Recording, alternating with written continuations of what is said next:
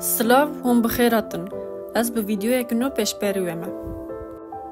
از این روزی بسا جیانا لیلا قاسم و ونیوی خیز بکم. لیلا قاسم به هلوست خوا یک شجن کنان جبیر کرنه. در عراقی لدیج فاشیزم صدام حسین دبر خدا هم در دیروکا تکوشن آزادی گلی کرد و هم جی در دیروکا جنین کرد تجیخت کرم. لیلا در سال 1952 دا لباجار خانه قینه باشور کردستان دناو مالبات ولایت پاریس دا چاوی خوا لجیهانی وتکه. مالبات سارکن خوا دناو فقیری دا مزن کرن. تاوی که مالبات که خزان بونجی باوی لیلا خواست او بخونه. پشت دبستان سرطایی مالبات جبر خزانیه در سال 1958 دا کوچی بغدای بون. وی دبستان آمده کاری لبغدای قداند. پشت را بشه جواکناسی یا زانگهی قازنج کرد.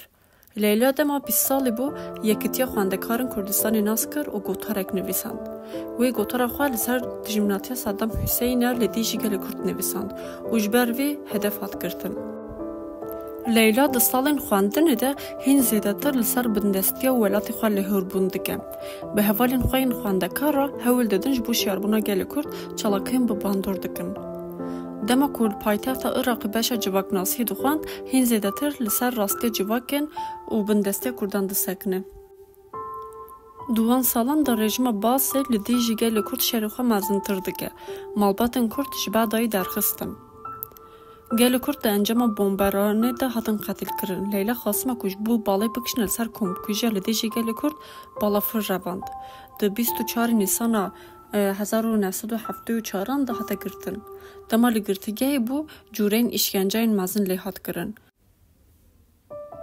لگور دانیان لیلای پشتی کدوبن چابداریا استخبارات دولت دا بویجی به ویرکی پرسیفا پرستن کار بدستن دولت دایه و دادگاه دا لروی دادگار باسی جی بدنگه که بلند وها گوتیه.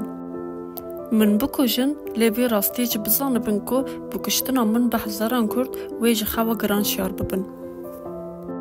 هر وها د سردان یکمین مالبات دا لیلای جلو برگن کردی و مقصد جوان دخوازه. جبو جلو برگن کردی جی دبیجه پشت چند روزان از ببن بوکا کردستانه جبر وی یکی دخوازم که آخ من به همو بدوبون خواه هم بیز بگه. کاربدستن استخبارات دولت عراقی دزانی بو که اگر کچک وها خودی باوری زندی بمایا دی باندوره که مزن لسر بیرو راین خواندوانین کرد عرب پیکانی با.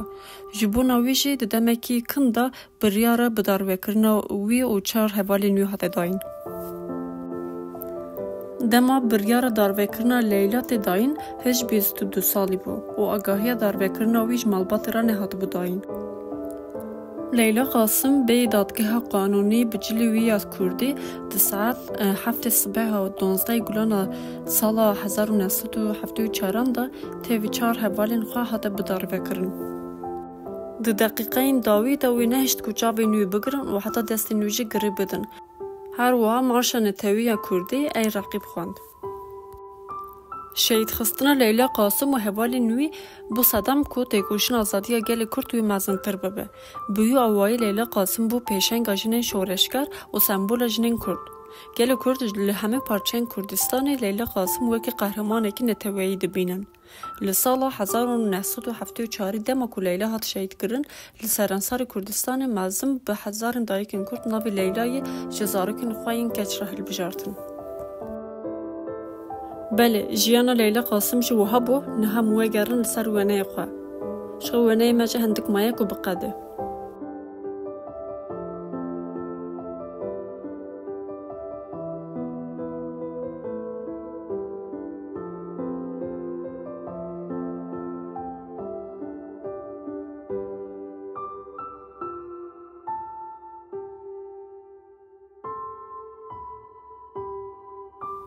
بله ونای مجنه خلاص بو هکه و عجب اندبه و انتکارن دشروبین خدا بنویسینن هر وها هکه و قنال مرانه ابونه بن انتکارن ببن ابونه حیا ونای کنو ببینن خیر و خوشیده.